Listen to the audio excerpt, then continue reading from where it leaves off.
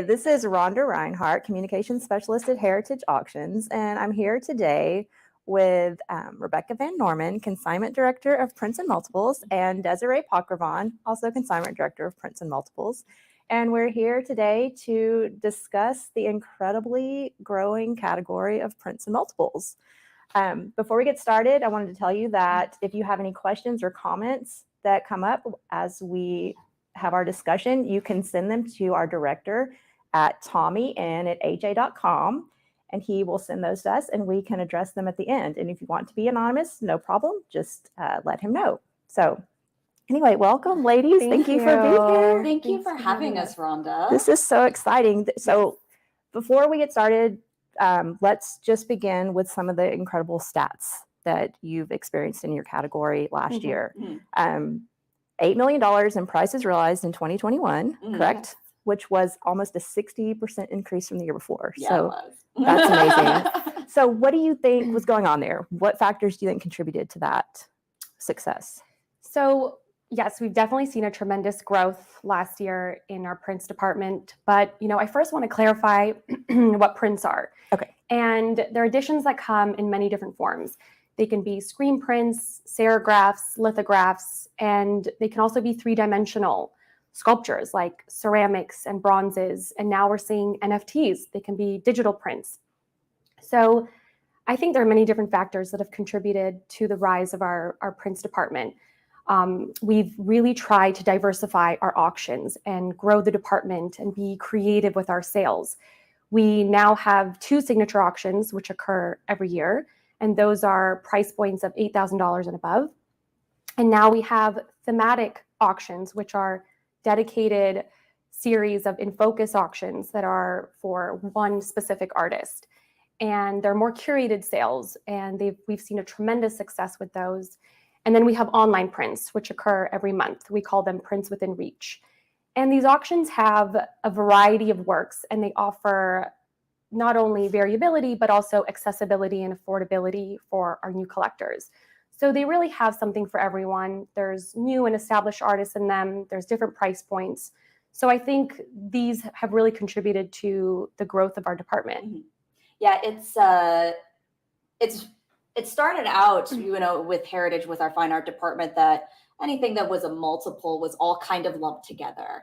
And in the last few years, since Desiree and I joined Heritage, we've been able to focus even more. Instead of this broad generalization, we've been able to say, post-war and contemporary, modern prints. And when we become more focused and more clear and specifically on what we're trying to highlight and where we see the market interest, and we've been able to say, this here is what we're, going to promote. And we've been able to, with that clarification in that direction, we've seen more sales. We've seen more interested buyers, and it's just become a wonderful own little category of its own. And so when we started to explore that here at the company with our team, we realized what a strong audience we have, and that audience has only grown. And so because we've seen a growth in our audience, we've seen a growth in sales. Oh, wonderful. Good. Yeah. Well, what about the pandemic? Has that affected sales in that category?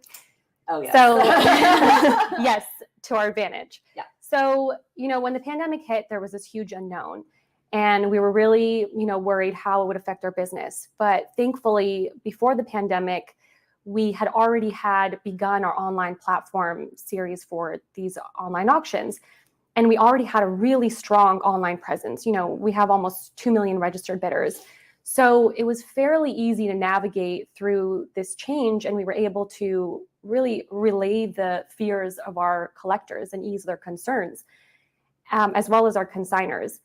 And we were fortunate enough to have these online sales prior to the pandemic hitting, and we saw a huge surge in bidding.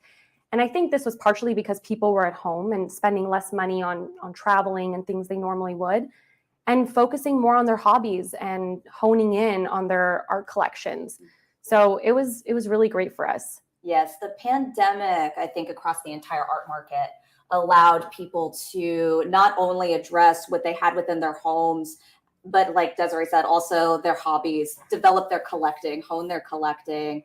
And there was this decision not only in selling of prints of what am I going to do next, but also in the consumption of things that were with our easy online platform. They were able to say, I'm missing this on my wall. I want to fill this gap. I want to grow this, within my life. We were all going through so many changes, and I think art really allows us that we were all really struggling with being indoors and not being able to see people. I think art really gave us all that thing that we needed to sort of get through the pandemic. And then our accessibility with our online platform and the accessibility of prints, I think gave everybody that thing that they needed.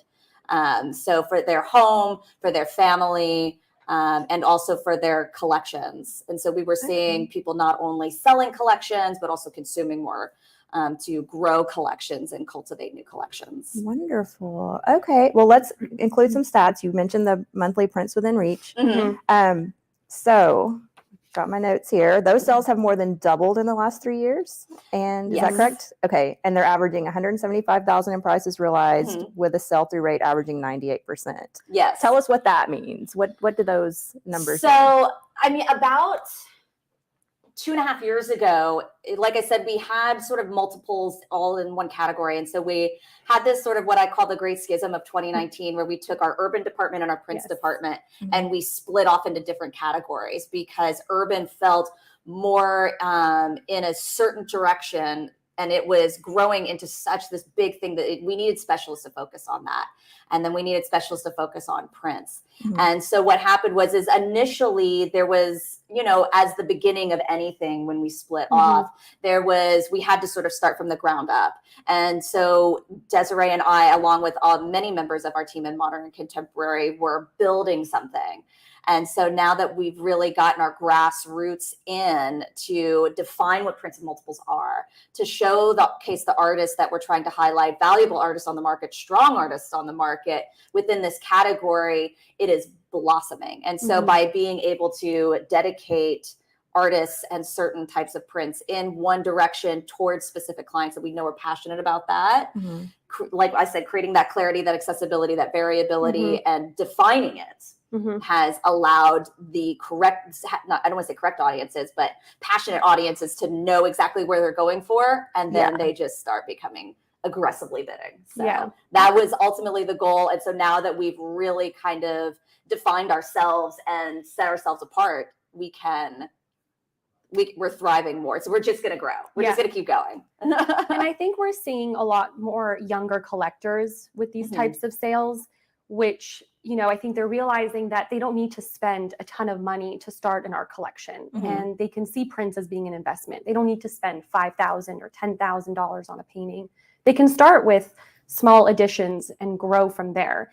And these young collectors, I think, are really fueling this demand and is what is creating the market to be so strong right now. We talk a lot about millennials in the art market, and you see a lot of auction houses, institutions, museums, they have these groups of young collectors, and what they're doing is they're trying to give them a direction of what they should do to start collecting. And Desiree and I have always supported that the great way to start collecting is with prints. Prints allow you to consume artists that you maybe didn't know before, but also no one is going to really start a collection or a holistic collection or a curated collection or a passionate collection by buying a $10 million painting right out of the gate. Millennials, she and I were talking yesterday, older millennials, I should say, that are more in our early 30s kind of area. I think everybody has a different definition of the years that encompass the millennial generation. So Desiree and I call ourselves older millennials. People in their early 30s are just now solidifying themselves in their careers. And so they're just starting to make money. They're thinking about the future. They're thinking about liquidity. They're thinking about investments. They're thinking about building these things. And one of the things that art provides is an investment. And the great way to sort of start that, to be able to understand the art, to be able to understand artists that you're passionate about, potentially movements that you're passionate about. Prints, have been in existence for 400 years and, are represented in all the different movements. And so it allows you that consumability to be able to start your collection.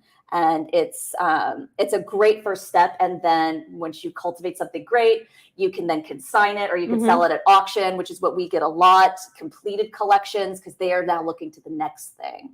And so it's something that is an investment. It's a growth tool. And so that's also something that allows our department to be so successful with up and coming collectors, young collectors, new collectors. I'm going to keep calling myself young. I'm not going to give into any of that. So I'm 34. It's okay. We can define young however we want Yes. to. So let's move into our new In Focus series that started when? Was it last year ago? Last year. Okay. Our first In Focus sale was a Banksy sale. We did it in January of 2021. Okay. It was an idea that was created by Leon Ben Ramon, who was at the time our VP of Modern Contemporary. He's since left. But he had this idea of, wouldn't it be great if we could highlight a specific artist and do sort of a retrospective, or try and get a retrospective of, their works and demonstrate their versatility within prints. And so we did a Banksy only sale in Focus Banksy, January 2021. And Banksy is one of the most prolific artists on the market. That sale realized, I believe, over $500,000. And there were about less than 10 works in the entire sale. Wow. And that was the first one. That was the first That's one. great. And it was a blockbuster sale. We were really proud of those results. And so we realized, we as the specialists should be curating these sales to allow clients that are passionate about certain artists a one-stop shop. Here are all of those artists' works right in one place. Start clicking that bid button. Here we go. We've done half the work for you. So let's get started. And we've seen great success with that. Yeah. And yesterday we had our Dolly auction, which is another In Focus auction. And that was the second time when we did Dolly, and we saw great results. We had one lot that didn't sell, and out of almost 100 lots. Oh, wow. Out of almost 100 lots. Yeah. So it was a great sale. Yeah. We had great success back in September for Dolly. This was our second one. We intend to make it a semi-annual event. Our next one will be in August. We're already taking consignments for that sale. Yes. So Desiree and I are looking to make those even bigger and better. This particular sale had prints, but we're also bronzes and originals by Dolly. He did a little bit of everything. He was definitely someone that was passionate about creating. And so he was always making prints, and prints was something that he was passionate about. And so Heritage has had a great success navigating the Dolly market. So we intend to keep offering Dollies to our clients. Surrealism is really popular. Also, again, among millennials, I think. Yeah. I think millennials really love surrealism. So Dolly prints are a great way for them to start as well. Okay. Yeah. And, these sales are really great opportunities for people to, start their collection, but also find pieces to add to their existing collection. So they may be missing a piece from a series or a portfolio that they want, or a bronze to accompany other works that they have by that same artist. So these are really great for the completists out there. Exactly. Okay. So yeah, I spent a lot of time looking at that last Dolly. That last Dolly auction. It was a good one. I was watching it very closely because we're always looking to perfect our systems. And so we always watch those sales very closely. What can we do better? What can we improve? And find trends and see what is working, and see what is really popular for this artist. So yeah, absolutely. Okay. Well, let's talk a little bit about some stuff we have coming up for 2022. We did one portion of the GE art collection. Yes. And we've got two more coming up. Tell me about some of the pieces that sold this last time, and then what we can expect to see coming up, and why bidders should be looking at it. So the GE sale is really interesting. I've been working very closely with the consigner and then also his curator, Glenn, who worked to cultivate the collection.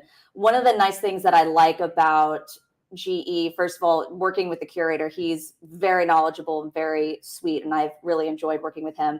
But he created something that was a little bit of everything. And that's also that kind of versatility and variability is something that we really promote. And the GE collection had originals, it had prints, it had bronzes. It also did not have a price point that was uninclusive. So there was not a single lot in that sale that was estimated over $6,000. Oh, okay. And so and we saw great success with that. Everything was realizing prices. Unfortunately, everything was realizing prices over $6,000. But that just means that there was a lot of passion about that. And so one of the things that we love about curated collections and also corporate collections is that there was already so much attention and passion given into this, like we talked about with our clients, a completed collection, something that was given a lot of thought and dedication to. And so we can now take that passion and we can send it off into the bidders and say, this is a group of artworks that somebody put a lot of time and care into. We know that they're authentic. We know that they came from great galleries. Some of them came directly from the artist. So the provenance was really strong. Provenance was great. Provenance was strong. Yes, thank you. And so those sorts of things, I think, make our bidders feel comfortable, make our bidders feel excited. And also just having the GE corporate, which is sort of a staple in American business, saying, oh, somebody chose that for GE. Yeah. And so for that reason, we're seeing a lot more curated corporate collections. Now that more people are working from home, there are some corporate collections that are downsizing, and then also some corporate collections, they sell off some things so that they can get new things. Corporations are like people. When they think a collection is complete or they want to add something, they will work with auction houses to deaccession. And I use the word deaccession because I came from museums, but to essentially deaccession or sell off to get new things, to promote new artists, to promote new markets. And that's exactly what our clients do. When they think something is done, they want to sell it. They want that next thing, that next passion, much like a project and a hobby that Desiree was talking about. And prints are such a great avenue for that. And a lot of corporations collect prints. So we're really excited to be doing more corporate collections because, like I said, the corporations are just like any of our other individual clients. Right. So, well, speaking of new markets, you have said that NFTs are the new multiples. What do you mean by that? And you might need to tell us what NFTs are, some of us. I understand there's still a lot of confusion about NFTs and what NFTs are and how they're kind of affecting the market. And so NFTs, non-fungible tokens, are literally just a piece of data that is then stored on a ledger and can just be bought and traded. And so when I say that NFTs are the new multiple, so many NFTs are done in multiples. We have sold NFTs, and there are NFTs on the market that are one of one. They're originals. But at the same time, a majority of NFTs are things that artists are creating that they know are traceable. They know that this is just sort of the new digital exchange, this digital token. And so when I talk about NFTs as being the new multiples, it's the thing that artists are sort of now experimenting with. They're taking their original works and turning them into NFTs. They're taking works and making them into multiple NFTs. I was recently talking with a client about a Banksy work is going to be split into 10,000 NFTs. And there's going to be 10,000 individuals that are going to own a portion of a Banksy work, a Banksy original. And so NFTs are not only a digital way of being able to own art, but it's also a digital way to own an original Banksy. I have no idea what these different 10,000 NFTs are possibly going to go for on the market or sell. I'm not sure about that at this moment, but this is something that artists are really delving into to explore their own creativity, but also explore that accessibility. Yeah. So that's why that's like the big umbrella that NFTs give that it correlates so closely with prints is that accessibility and the fact that they could be exchanged so easily across all of these different markets online.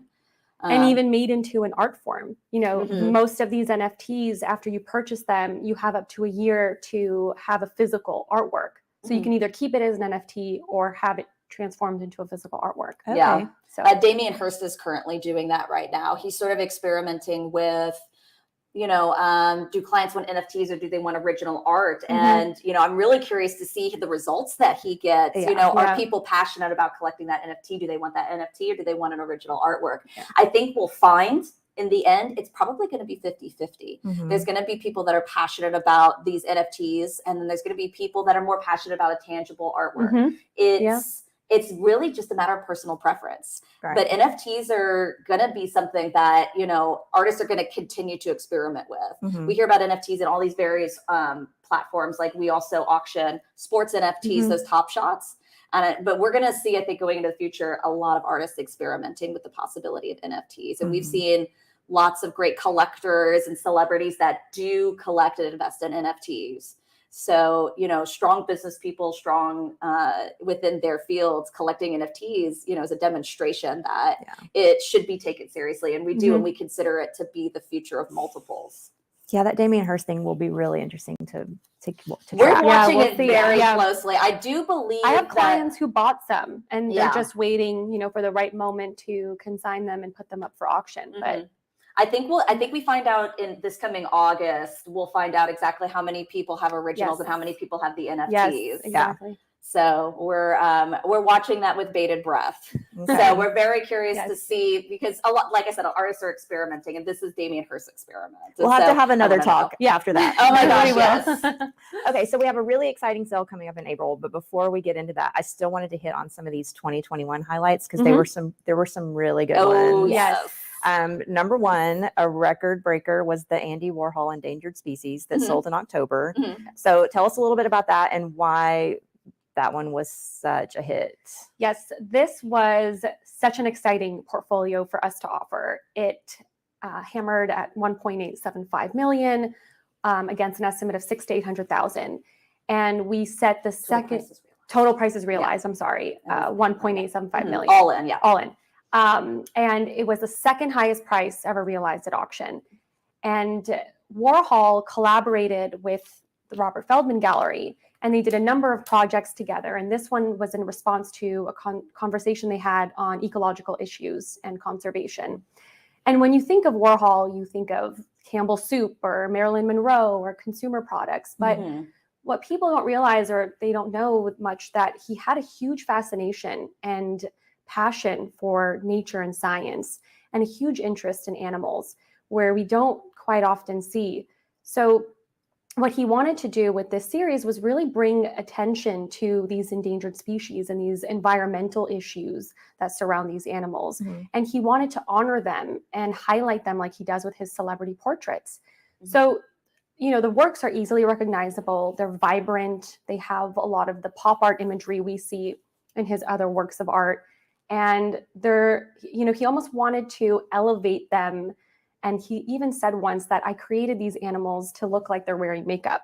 So he wanted to make it fun and light, but he also wanted us to really focus and bring attention to these issues. Yeah, the pop art market going into the pandemic was a little soft. And we saw in 2020, we saw it starting to come back up. And the way we usually observe those things is by seeing what the galleries have, what artists are currently working on, views of the market, views of the fairs. And we saw a resurgence in pop art. And so when the director who brought in this portfolio, Aviva Lehman, out of our New York office, she had been working with this particular client on this portfolio. And it was immaculate. And that was, I think, one of our biggest selling points, was that not only does a portfolio like this intact not come to auction very often, but the overall condition of it was like pristine, almost pristine. Yeah. There was, on a scale of 1 to 10, it was like a 9.85. And it came directly from, it was bought directly from the gallery the year it was released. So the provenance was really strong. The condition was great. And I think that's what was most striking about this portfolio, is that you rarely see it in great condition. It came with the original box. It came directly from the gallery, and it stayed with the owner ever since. And the second the lot opened for bidding, we could tell that we had something special because everybody was interested in this portfolio. We had national and international bidders bidding on it, from Hong Kong to Paris, and several registered phone bidders. It was a fight for this portfolio. So I was the auctioneer that day. And so there was so much excitement in the room for it. And our clients were over the moon excited, for the final result. And we were really excited to be able to do that for them, because they trusted Heritage to get them the best results. And the fact that, we were given that opportunity, it was a demonstration of just how strong our presence is on the market, because there were other auction houses that were fighting it out for this portfolio. She chose us, and we showed her that, we can not only get her what the estimate was 680,000, we're going to double it. Yeah. Wow. And so we were really proud of that. And we were also really excited to kind of show like, hey, we're here, we're legit, and so, I mean, being able to use that is just a great demonstration of how strong our prints department is. And, we're really excited for future consignments for that reason, because we know we can get the best auction value, the best auction price. That portfolio is like the best result we could have gotten to demonstrate that. And one lucky bidder got to take it home. One lucky bidder. Now, that wasn't the only great piece that went up. You also had some Picasso ceramics that realized a good price, correct? Yes. Picasso ceramics, surprisingly, on the market have stronger results than some of his prints, which is really interesting. It's because they're a little bit of a smaller edition. This particular one, I believe, was an edition of 25. Yes, the one we sold, it was called Grenva New, and it was a very nice example compared to other ones that we've sold before, because it was a smaller edition of, I think, 25 instead of an edition of 500. And it was a little bit larger in size than the typical smaller ones that we sell. It was nearly 2 feet tall. Yeah. It was impressive. 2 feet, the one that we sold. It was very impressive. Yeah. And Picasso was a brilliant ceramist. I mean, he's almost, undervalued in the ceramics. We always think of his prints or his paintings, but I mean, his ceramics were so beautifully made, and they kind of remind us of classical Greek vase painting. Becca and I were talking about this recently, how they remind us that, they have a lot of Grecian iconography. And he was known for depicting the female body and nudes. And that theme comes across many of his works. So with his ceramics, I mean, it's just another form of how he stylized the female body and how he did such a great job of bringing it to life, almost, these women to life. Yeah. It's the interesting thing about his ceramics was that, and we when we were chatting about it, a lot of people forget that Picasso, when he was so passionate about painting and when he wanted a break from painting, he would make ceramics. It was a hobby for him. It was something he did to relax, something to meditate. And when he partnered with Madura ceramics were just so well made. They're so beautiful. And so a combination of his iconography and his artistic ability combined with their ability to make, beautiful ceramics. The partnership was just one of the great partnerships on the art market, on the multiples market. And so just these beautiful Picasso ceramics, something that he did that, was a hobby for him, to sort of see that how much he related to it and how much he did it to relax. We hear about so many people who love doing pottery to relax. And so it's great to sort of see that Picasso was also a person who needed to relax. He needed to unwind. And he did that with ceramics. But also extremely talented with just his hobby. Yes. And there was also a Marc Chagall print that was... It was a Marc Chagall portfolio. Okay. Yeah, we very rarely see intact Marc Chagall portfolios come to market. Marc Chagall also, like Picasso, was an avid printmaker. And one of the things about Chagall works that we really wanted to touch on was how consistently valuable they are on the market. And so you can see, Chagall is one of those, like Picasso, like Da Vinci, is very recognizable, very collectible, very relatable. He did so many Judeo-Christian kind of icons, stories of the Bible. He did 2 giant series just of biblical images. And so as a Western artist within the United States and with Europe, he's very collectible and sought after. And so for that reason, his consistency on the art market and the print market has always been strong. And so we had this beautiful portfolio from a consignor out of Chicago that sold very well. And, we regularly have Chagall prints in our Prints Within Reach sales. They always sell very, very well. And so we wanted to highlight Chagall because it's something that we're constantly taking in on consignment and we know is going to sell strongly on the market. Yes. And I think he's one of the artists that surprised us the most, because he continues to do very well in our Prints Within Reach sales and even our signature auctions.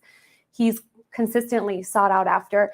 And like Becca said, he's easily recognizable. I mean, you walk into someone's home and you're like, oh, that's a Chagall. It's you notice it right away. And there's something so charming and heartfelt about his works, because a lot of them depict, lover scenes or passionate scenes from the Old Testament, and or still lifes of these interiors of homes and flowers. So there's something really relatable about Chagall's works, and something very ethereal, which, millennials relate so well with surrealism, with that dreamlike, that sort of creating your own environment. I think Chagall did sort of the same thing, sort of creating these very beautiful, angelic kind of images. Yes, exactly. That are also, you could call them surrealist, so it's also a great, artist, because it's recognizable. It's a great way to start. We've got so many Chagall prints, and so that to sort of begin your collection is a great one to start with. Yeah. So okay, that makes sense. Yeah.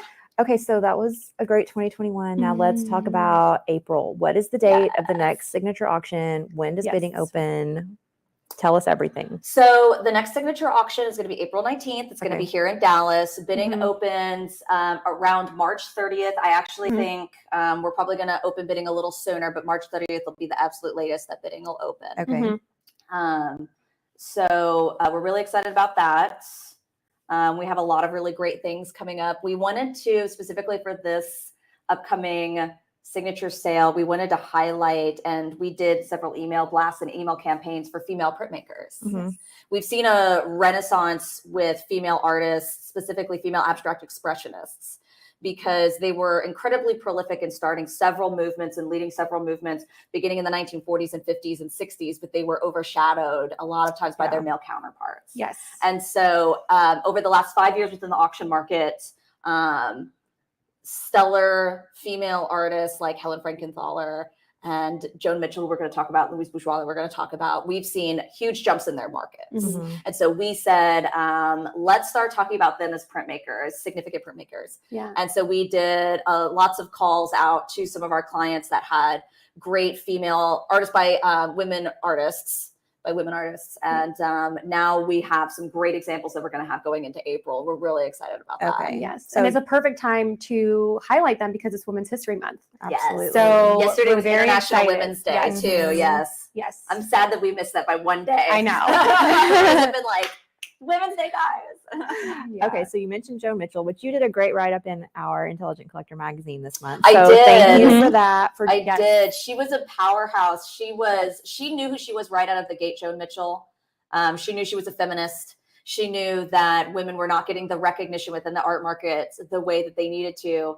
And so she made sure that that was going to be something that she was going to change. She was going to make an impact in. And it's sad because she definitely didn't get to rise above the male abstract expressionist, that she really helped cultivate that movement. That's the reality of it. She really helped cultivate that movement. But when people still talk about abstract expressionism, they still talk about Pollock and de Kooning. Right. But she was really at the forefront of it. But she never let the reality of that take away her power. She never got deflated. She never got bogged down. And the passion that she still had for abstract expressionism is still radiant in those works. It is emotional. It is colorful. It is vibrant. It is attractive. It is everything that Joan Mitchell was. Yes. And that was why I really wanted to touch on her and bring in more of her works, because it's the Renaissance. It's, like I said, the Renaissance for Joan Mitchell. It is like, this is one that we're going to be having coming up in April. I'm really excited about it. We actually have several other Joan Mitchell works that are going to be available, but this one is just the strongest demonstration of her creative prowess. And she did a ton of great prints. She started as a printmaker in the 1950s when she was in school. It was something that kind of kicked off her art career and sort of resonated throughout. Okay. So she is a powerhouse. We're really excited to be offering more of her works this season, going into the next year.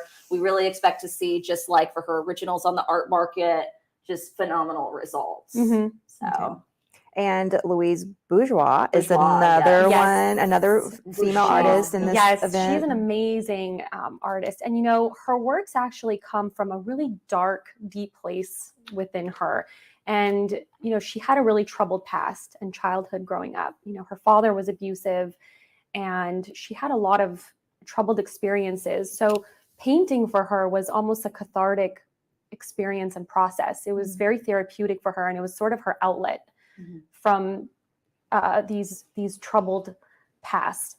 And, while Joan Mitchell was an abstract expressionist and she really identifies herself with that movement, Bourgeois didn't identify herself or set herself within any movement. She had, a hybrid of different, I would say, movements within her work. She touched a little bit on surrealism, abstract expressionism, feminism, but she didn't want to identify with one specific movement. And her works almost are metaphors for what she went through growing up as a child. And, being a woman in the art market at the time that Louise Bourgeois was, it was almost better that she didn't identify within a strict movement. Allowing yourself that flexibility as a woman is what you need in order to sort of navigate a male-dominated field. And that gave her great success. So she was a great printmaker. I mean, I know a lot of people recognize Louise Bourgeois as giant spiders that you can walk under, and those are sort of kind of that icon work, those powerhouse works that she did. But allowing herself that flexibility, I think, made her very successful. Okay. All of these different women, how they kind of made their place. They can either be, a bull in a china shop the way Joan Mitchell was, where she says, I'm going to disrupt everything in order to create change. Other women just kind of went with the flow the way Louise did, so there were, especially in the 1970s, there were women that were doing it both ways. And I think both worked, both were received well within the market. And now I think they're really getting the attention that they needed. And so really excited to see how that's going to grow. And we at Heritage tend to, going forward, continue to highlight female printmakers. It's interesting learning about their backgrounds like that and their personalities and seeing their work. It really shows through. You really see the connection between them as people. And the accessibility of their prints and their difference in personality, again, adds to that versatility that our department has. There's going to be more women, like myself or like my mother, that are just like bulls in a china shop right on through. They're going to be like, Joan Mitchell's my girl. And there's going to be other women that are just going to recognize more with the Louise Bourgeois. Who's like, I want to be somebody that can dabble in a little bit of everything. I want to use art to sort of, my own internal, recognition and my own internal passion. I want it to be for me. I don't want it to be for change. There's going to all be these different personalities. And so we are really looking forward to highlighting more of those strong women and those different kinds of women in terms of their impact and their contributions to the art market. Very nice. So that's going to be something we're really going to be focused on and looking forward to. And this year, next year, the year after that, and the year after that, and the year after that. Forever. So on until the Heritage tells me to shut up. So I'm all for it. Okay, so we also have Kehinde Wiley, Keith Haring, Basquiat. Are those some of the big highlights? So we've also, so again, we're going to have a great, strong showing of Warhol. We, from a local consigner, they consigned a good amount of Warhol, including three works from the Cow series that he did. Oh, fun. They started off as wallpaper. And so we're going to have three of those. One is actually signed. There was only a small edition of 100 that were signed. So we're going to have one of the cows, and then we're going to have two more cows. One of which has like a Kentucky blue color that I'm thinking about bidding on because it's just like really bright. And so I'm really excited about that. So we've got a great showing of Warhol. Another great showing of some Picassos, but we've also got two really beautiful Keith Haring lots that are coming up. Keith Haring, of course, was one of the big pop artists, along with Warhol, that really cultivated that movement, very recognizable. And so we've got a whole series from his pop shop. And so I love talking about Keith Haring because I think he is representative of what Desiree and I are trying to do, which is he wanted his art to be for everybody. He didn't want it to be just for the 1%. He didn't want it to be just for the wealthy. He created these pop shops, which were just floor to ceiling Keith Haring icons on the floors, on the walls, and the chandeliers. And they were literal shops. He started one in New York in 1986, and then he did another one in Tokyo. And he did that because he wanted his art to be for the public. He wanted to create change by having it be in front of everybody. Yeah. And because you cannot create change or challenge an idea if only 1% of the people are going to see it. And that was really Keith Haring's just mission with his art. Mm-hmm. And so much like us, where we want to have our Prints and Multiples department really be a little bit of everything for everybody, from $500 to $500,000. And so we're really excited to be offering like a complete set of 4 works from his pop shop. I think it's Quad. It's number 4. He did several series of them. Yes. And so this particular series is just one of those series. And so that's going to be really exciting. And then, yes, we've got another portfolio, also a group of 4 by Jean-Michel Basquiat. Basquiat did not do a ton of prints. And that was because, of course, we know that he did pass away very young with his, he lost his battle with addiction. And, but this particular portfolio is actually highlights 4 of his very iconic works that he did, including a very early one that's called Wolf Sausage. And the interesting thing about this is that this work is dated. The original is dated from 1976. He was 16 years old. Oh, wow. He was 16 years old. He was already challenging issues with the environment, issues with racism, issues with sort of the fixed hierarchy, income inequality. These were things that he was already seeing and already cultivating his unique style to demonstrate those things. And so this is a really beautiful portfolio. It is also in pristine condition, 10 out of 10, comes in the original box. So this is going to be, and we very rarely get Jean-Michel Basquiat prints for this reason to market. And so this one being just immaculate, we're really excited. This portfolio is a great representation of his work. And as we've seen, Jean-Michel Basquiat is one of the top selling artists on the art market. Tops. His auction record is over $100 million for a single painting. Wow. And so having this portfolio, that is, again, that accessibility. Most of our clients, Heritage is not going to be, would never buy $100 million work, and we're $1 billion company. Not everybody's going to be able to afford $100 million work, an individual, let alone $1 billion corporation like Heritage. Right. And so, but this portfolio, this accessibility, especially so many millennials that identify with Basquiat, this is going to be that moment where they can have a little bit of that. And so that again, just sort of is a great telling of what it is that Desiree and I are trying to cultivate and build, and the audiences that we're hoping to reach. These 2 artists, even though they were both from the 1980s, they both passed away very young, so prolific, so recognizable, and just huge demonstrations of what we want art to be for, which is for everybody. Yeah. Now, how rare is it to get a 10 out of 10 rating? It's incredibly rare. Almost never? It's incredibly rare, yes. It's almost never, because I come from a museum background, and I always say, anytime you touch something, you risk damaging it. Yeah. Anytime you breathe on something, anytime you bump up against it, every time you turn on a light, there's risk of damage. And most of the works that we see, because our clients displayed them in their homes, they may be moved around, all sorts of things. Absolutely. When people create a collection, there's always a risk of damage. We try to keep lots in our auctions. We do keep a certain standard, because we want our clients, when they buy from us or bid, that, we're very transparent. Our condition reports are some of the most detailed of all of the auctions, all the auction houses, because we don't try and sugarcoat anything. Right. We have a crease. It is right here, and we're going to show you a picture of it if you want one. We're not going to, for the purpose of selling, have our clients be unhappy or think that we're trying to beat around the bush with anything. We're going to tell you what the condition issues are. You need to know. And, any clients that, want maybe some conservation or maybe some framers, we have connections with conservators from East Coast to West Coast, and are always happy to help with that. Art is like a car.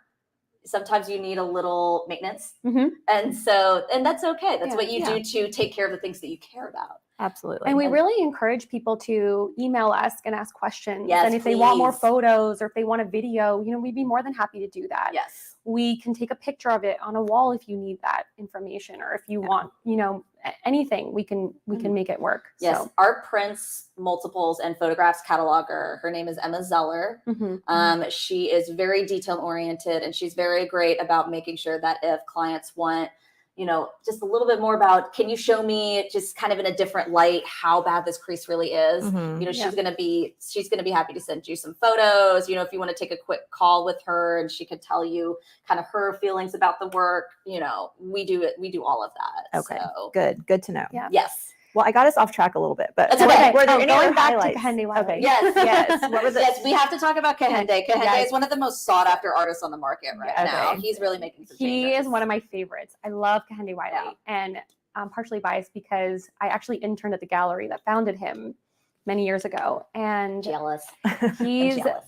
I mean, I feel like he's not talked about enough. What he does with his paintings and his prints are remarkable. He travels around the world, and what he does is he pays tribute to these old master paintings by finding male subjects, typically African American males. But what he does is he recreates these classical Renaissance poses with contemporary subjects, and he finds these subjects off the street. These are the clothes that they are actually wearing when he finds them and meets them.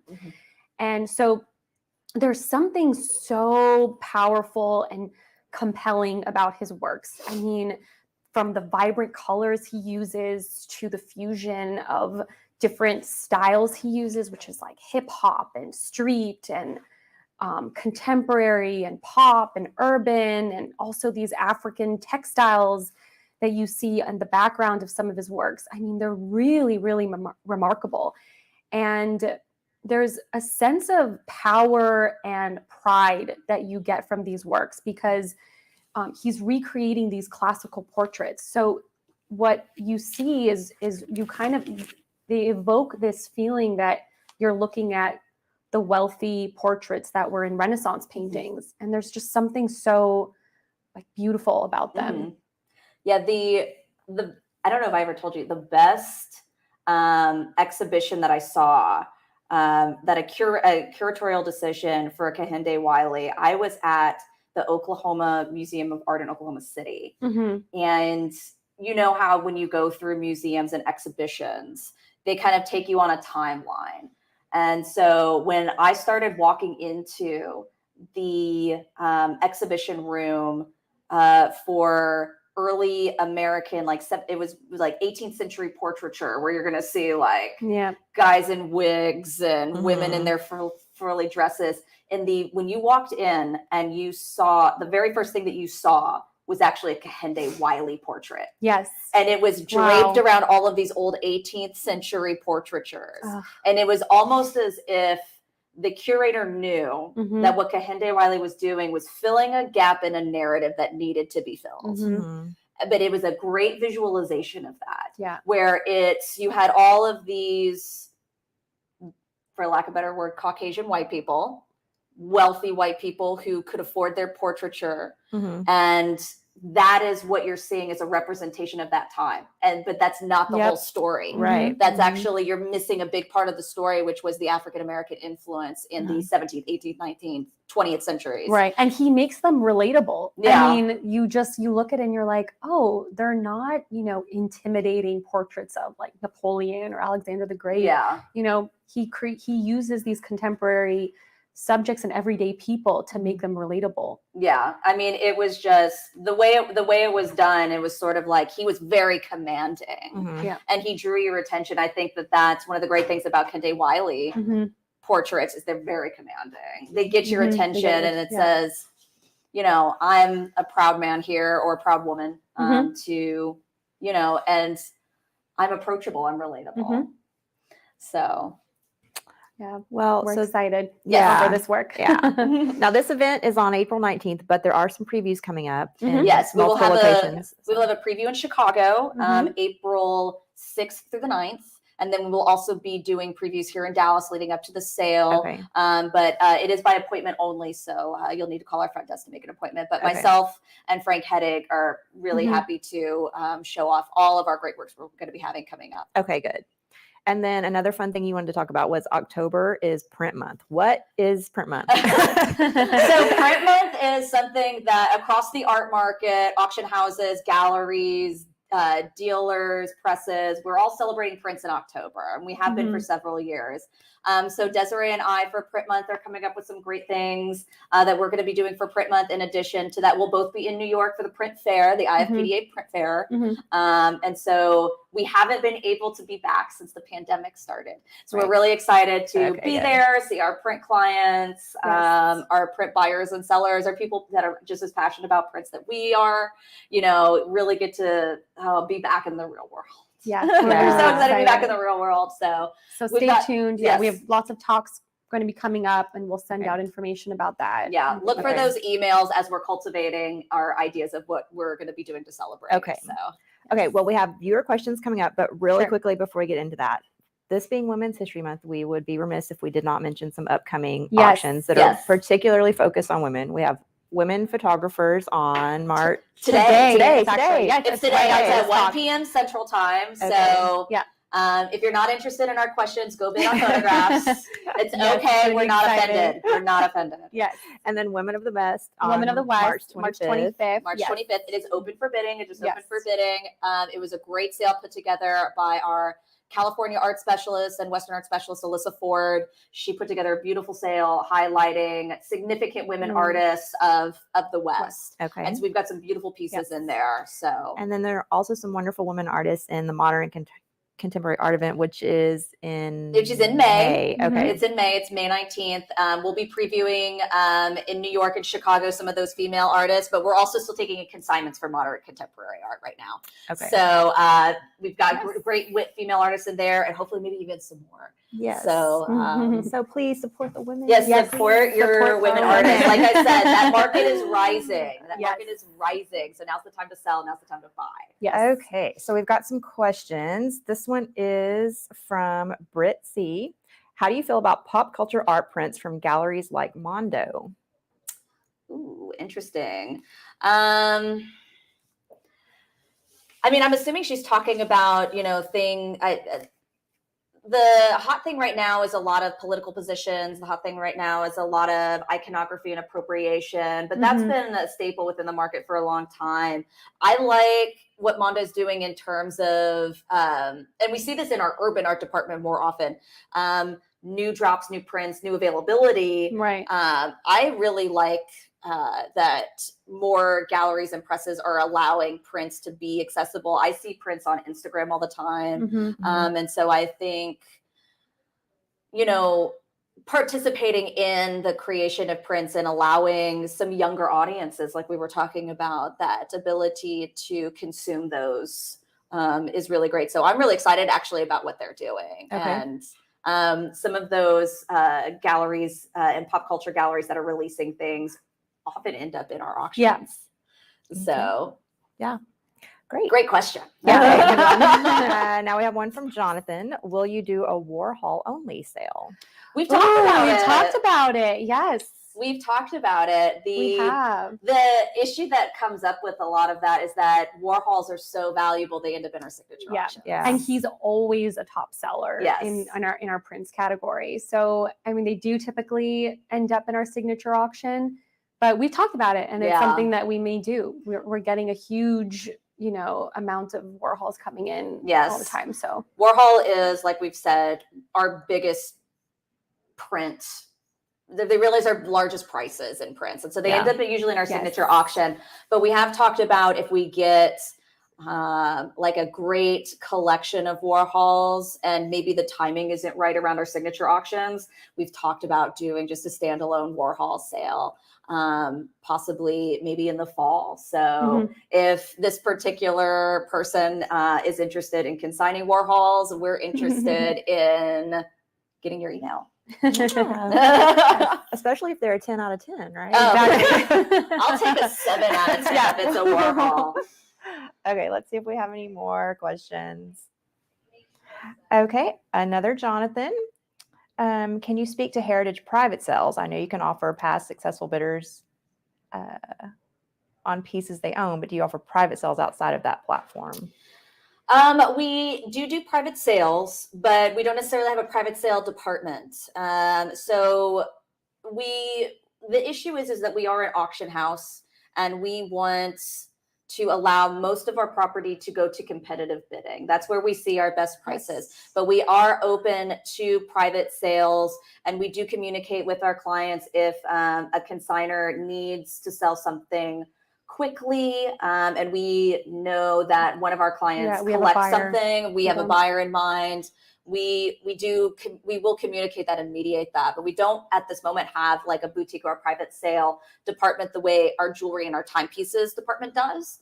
But that is something that we are open to. Okay. I actually have clients right now that are buying Warhols that I sent some possible private sale opportunities. Mm-hmm. And we do also have a make offer to owner option on our website. Mm-hmm. Yes. And that's if we've got a buyer who just bought some Warhols. Mm-hmm. If they are open to entertaining a possible offer on the Warhol that they bought, right. We do have a make offer to owner option on our website. So definitely check for that on our website as well. That's the best way for us to mitigate private sales. Mm-hmm. Okay, that makes sense. Mm-hmm. All right, let's see. Anybody else out there? Nope. Okay. Well, this was so fun. Thank you. This was great. And hearing about all the exciting stuff that's coming up.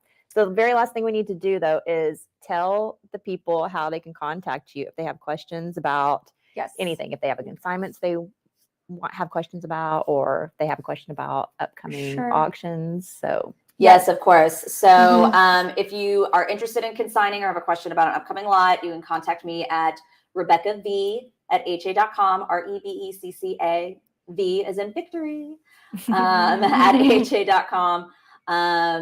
If you're on the East Coast or the Midwest, but then if you are in California or the West Coast, Desiree is in our Beverly Hills office. Go by and see her. Yes. Feel free to email me or call me if you have any questions. My email is DesireeP@ha.com. That's DESIREEP@ha.com. Yes, we're really looking forward to talking to more of our passionate print buyers. Okay. Well, thank you again. Thank you. Bye, everybody. Bye, guys. Thank you for coming. I really appreciate it.